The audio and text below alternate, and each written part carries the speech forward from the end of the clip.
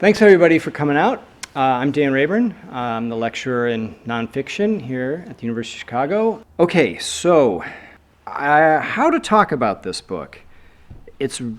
I'll start with something that a teacher of creative nonfiction, a professor of creative nonfiction, says within the book. She says, writing the book can't be the plot of the book. But it is. There's a doctor in the book who, when Jeannie tells him that she's losing her mind from grief after the death of her father, says everybody loses their parents. This can't be about that. But it is about that.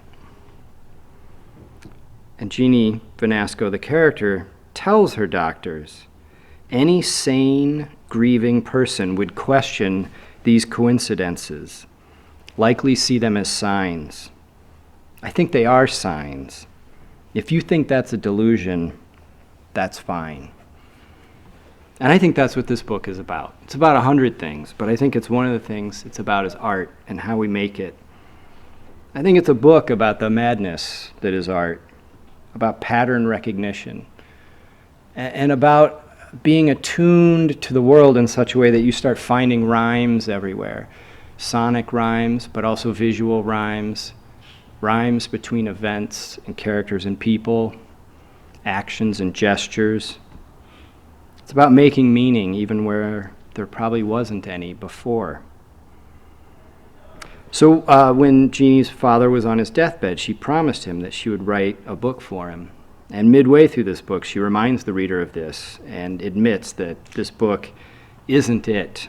It's not the one she promised. It's not the one she intended. The one she thought it would be, which is why I think it's the right book. It's the only one, because it's the one that couldn't not be written. It's the one that everyone in her life told her she should maybe, probably, or definitely stop writing. Her mom, her counselors, her therapist, her doctor, her boyfriend all told her, maybe you should take a break. They told her it wasn't good for her and that it was kind of driving her crazy. They didn't say that, but they didn't have to. They asked her to take a break, and Jeannie said, I can't. Because what they didn't know was that for Jeannie, not writing the book was worse. Writing the book was keeping her together for the 10 years after her father died. It was keeping her together as much or more than it was pulling her apart. I think she wrote the book to keep her dad alive, but I think it kept her alive too. Every time she thought she was dying of grief, she thought, I can't kill myself. I still have to write the book. I promised Dad. Every chapter of this book begins with a sort of a prologue with editorial comments about what you've just read or about to read, about the struggle to tell the story, which becomes the story. It's about the impossibility of telling the whole story. It's a book that interprets itself as it goes, and that's what raises the stakes and thickens the plot. It's a kind of detective story as well as a love story, and a story about stories, a ghost story, a story about the most important man who ever lived, the narrator's dad, her literal reason for being. It's a memoir, but memory contains multitudes, if not almost everything, maybe even the future. It's an interview, it's an essay, it's a journal, it's a biography, it's an autobiography, it's a book about books, about art, and again, about making meaning where there wasn't any before. I think it's a poem, ultimately. And when I read it, I felt like it was written for me. So please join me in welcoming Jeannie Vanasco.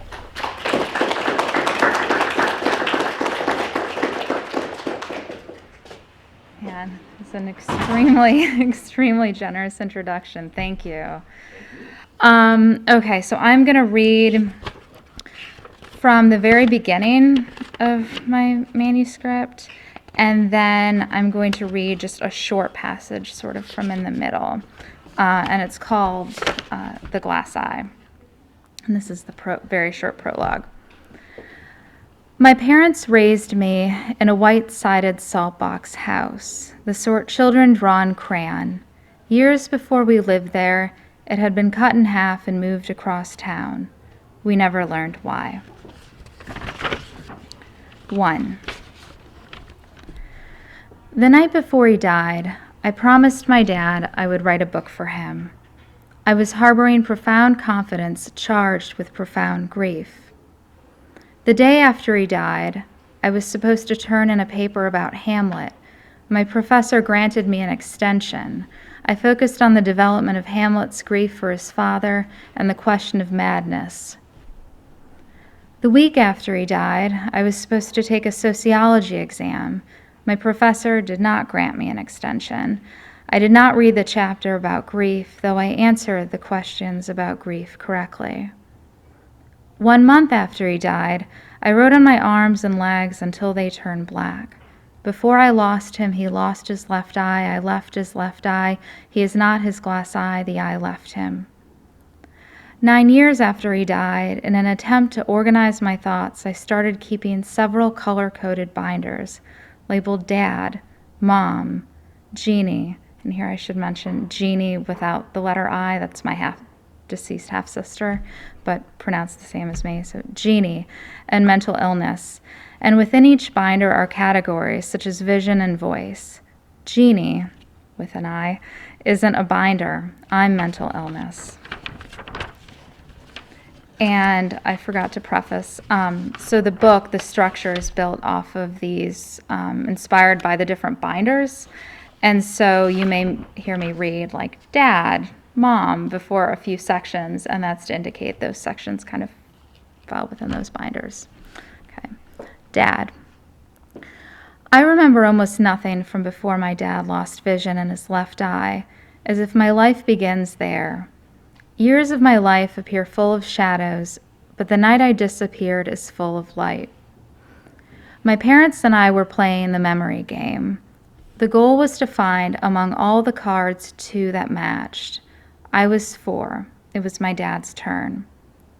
I waited what felt like a long time for him to choose a card as he closed one eye, then the other. When the right eye closed, I disappeared. I closed my right eye, he told my mom, and I can't see Jeannie. I closed my left eye, then my right, a game of illusions that moved objects, moving my dad an inch each time. In photos, my dad is almost always looking at me, never at the camera. This made it hard to choose his obituary photo. In the newspaper, my mom and I were cropped out of it. In the original photo, the 3 of us are at the kitchen table. My dad is 66, my mom is 46, and I'm 4. In a month, at that same wooden table, his left eye will stop working.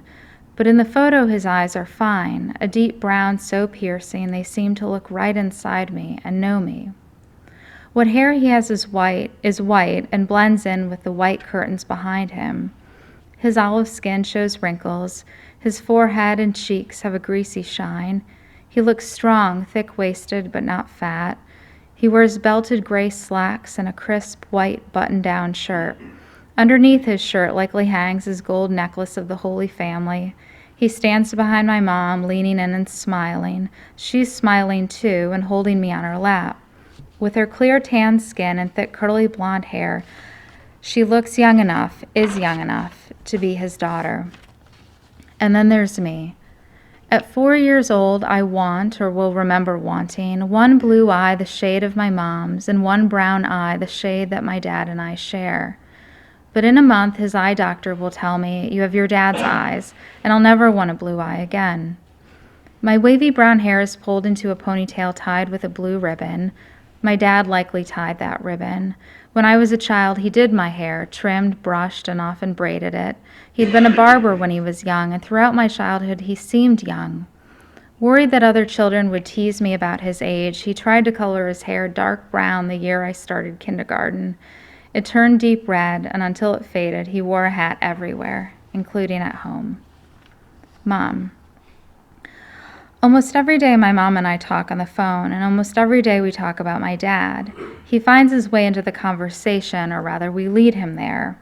I remember this one time your father. How did Dad tell the story? I wish I could have him back. She still lives in Sandusky, Ohio, in the house he died in. I live in New York, not far from the house where he was born. You only wanted him, my mom says. You wouldn't stop crying unless you had him. You wouldn't let me put you to bed, read you stories. You were with him all day. You were used to him. I'd call from work and ask what he was doing. I'm making Jeannie animals out of paper, or I'm teaching Jeannie how to twirl spaghetti. She pauses. He saw how unhappy I was. She needs her mother, he told me, so I agreed to quit working. You were a year old. I was worried about money, but he said we could make do on his retirement and Social Security. And we did. No one could say I did without. I had dogs and turtles and bunnies. I attended private school. I practiced ballet at a dance studio near the lake, learned how to paint fish and birds on Saturdays in an artist's home. Every month I accompanied my dad to the bank where he bought savings bonds in my name. For your college someday, he said. Dad. I remember only one visit to my dad's eye doctor, though my mom tells me there were more. My dad sat in the middle of a white room, peering into a coal-black lens machine with his left eye. A circle of lights shone over him. I stayed at my mom's feet with a coloring book. His doctor leaned cautiously into him, prodding the eye with a wand of light.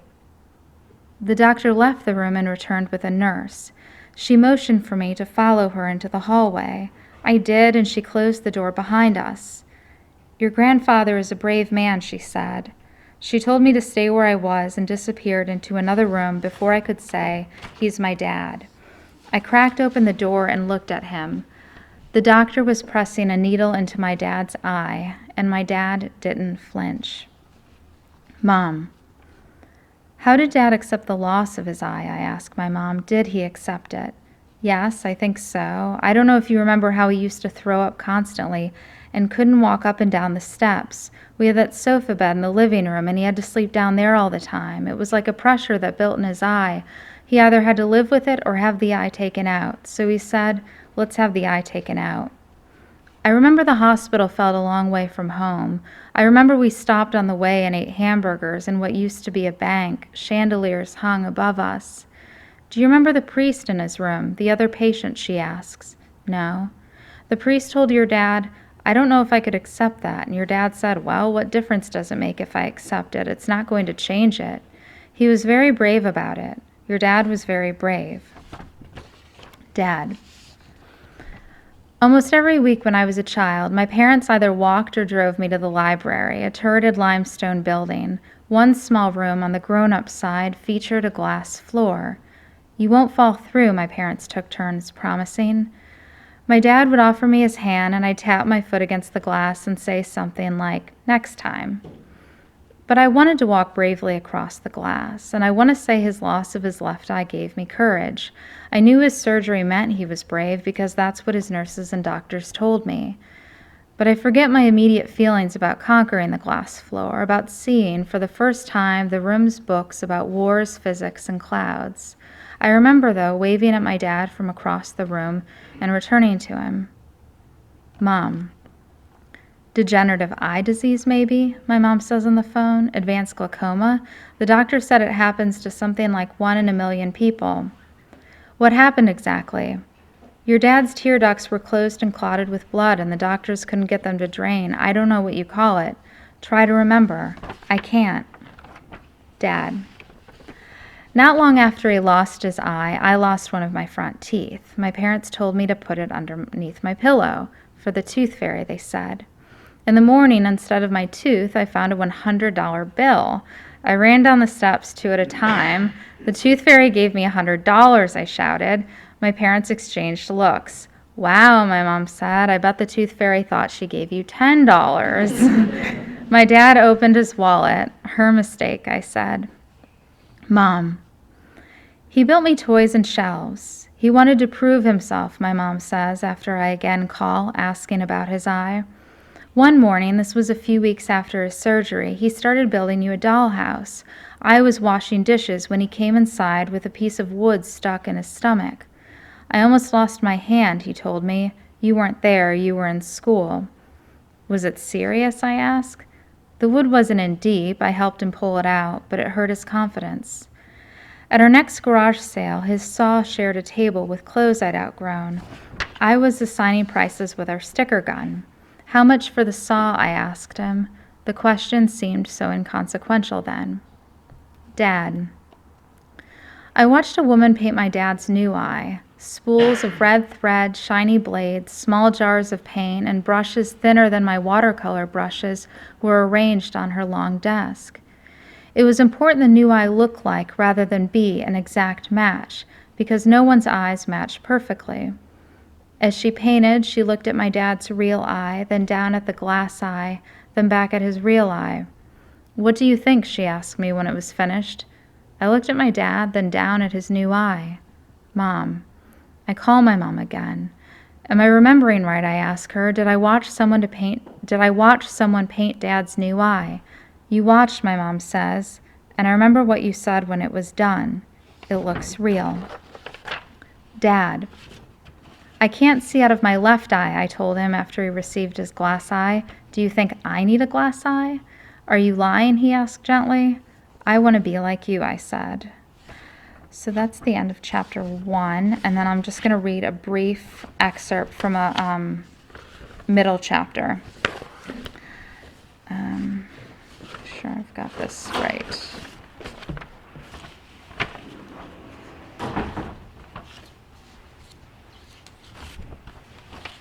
Okay. All right. This is from chapter 12. And each chapter is prefaced with these sort of present tense craft sections about trying to write the book. So that's how this one will begin. I did talk to my doctors, or thought I did, but my medical records from that first hospitalization allege otherwise. She said that she does not feel comfortable talking about her feelings and prefers not to do so, one doctor wrote. I tried to make the doctors understand. The I in my name mattered to me because my dad thought it mattered, because it separated Jeannie from me through language, because language mattered, because how else was I to show my love for my dad except through language? After he died, I wrote him a letter. Dear Father, I never referred to you as my father until I lost you. The word sounds distant, conceptual. One letter could make you farther. I miss Dad. This morning I combed through the latest draft of the glass eye and replaced most instances of father with dad. Father felt forced, too formal in my mouth. It felt removed, so I removed it. According to that logic, I could delete his death. Mental illness. Of course I hallucinated my eyes had fallen out. My dad lost his left eye to a rare disease when I was a child. And of course that first major breakdown came 1 month shy of college graduation. My dad died 1 month after I started college. But patting my bedroom floor, feeling for my eyes, I couldn't see the significance of my hallucination. I couldn't see my eyes. So you could see everything else, a doctor asked me, just not your eyes? My dad had a glass eye, I said. The doctor, despite clipboard and pen, wrote nothing. I tried again. So the hallucination makes sense, I said, and he started scribbling. I told the doctor that my dad had died. Then I told another doctor, and another. I told the doctors that my dad had lost his left eye to a rare disease. He had a glass eye, I said. It seemed relevant, a metaphor that explained my grief for my dad. How did he see me? Could he see me? I told them that he'd lost a daughter named Jeannie. I tried to explain that her death at 16 almost destroyed him and that his death was destroying me. He added the letter I to my name, I explained. I repeated I to them. E-Y-E, lowercase I, capital I. I had solved the equation that was my identity. I plus I equals I. Do you see now, I said. It's all related. But nowhere do my medical records mention his eye. Nowhere does Jeannie's name appear. Instead, the doctors focused on my eyes. And this was a very flattering excerpt from a medical report, so I included it. Attractive slim woman with long eyelashes carrying 3 books, including the latest Paris Review. Cooperative, yet avoids direct eye contact. pleasant but looks frightened. Her affect is blunted and eye contact is poor. Social worker just shared that the patient feels strongly she does not want her mother to know she's here. She looked down most of the time during the discussion today and seemed less open in the one-to-one meeting today than in the meeting where there were 4 of us yesterday. I tried to talk about my feelings. This is grief, I said. The doctors said grief operated differently. Had you known him, I said. But instead of asking about my life with my dad, they asked how he died. I don't know, I said. He was 80. He had a lot of things wrong with him. Natural causes, they asked. The coroner wrote throat cancer, I said. When did he die, they wanted to know. I told them again and again that he died the fall of my freshman year. I was 18, I said.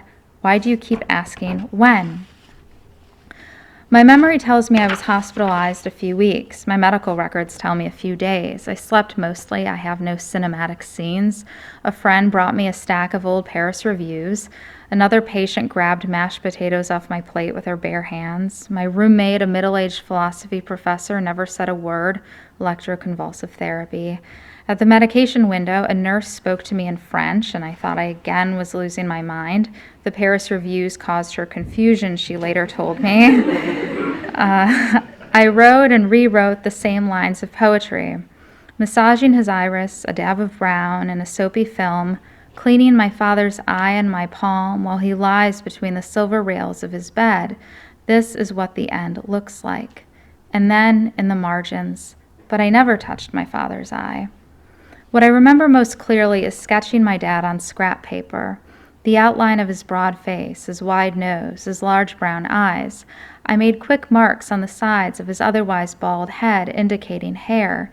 I used a plain pencil, and so the olive stain of his skin was invisible, the deep brown of his irises invisible, the white of his hair whiter than the white sheets of paper invisible. What was it about your father, the doctors and nurses on the ward asked. What they really meant was, you're not normal for behaving this way. And maybe I wasn't.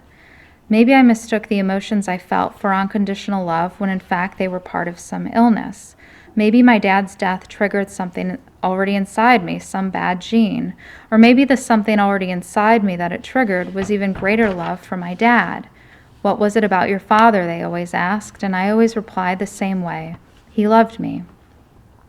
Jeannie. I left my dad the night before he died. Would Jeannie have done such a thing? I wasn't with him, I reminded my doctors again and again, but they were more concerned with my writing or about how I was writing. She reports a decrease in appetite and inability to sleep 5 nights out of 7, during which she stays up to write. Elsewhere in my records, she also states that she needs to write. She further went on to say that she does not have a desire or drive to write, but states that she shouldn't have to want to write. I just need to write. What did I mean that I lacked a desire or drive to write? I'm fine, I said, according to the records. I just want to go home. I need to be writing. The records also say obsession, phobias, has been obsessing on one poem the whole school year. The poem was about him. The obsession was him. Why didn't the doctors direct their attention to my love for him?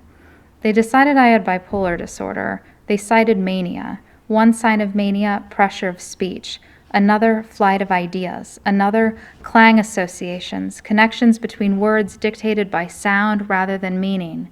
To me, I and I and I are connected by meaning. Maybe I was experiencing mania. I know I was experiencing grief. Thank you.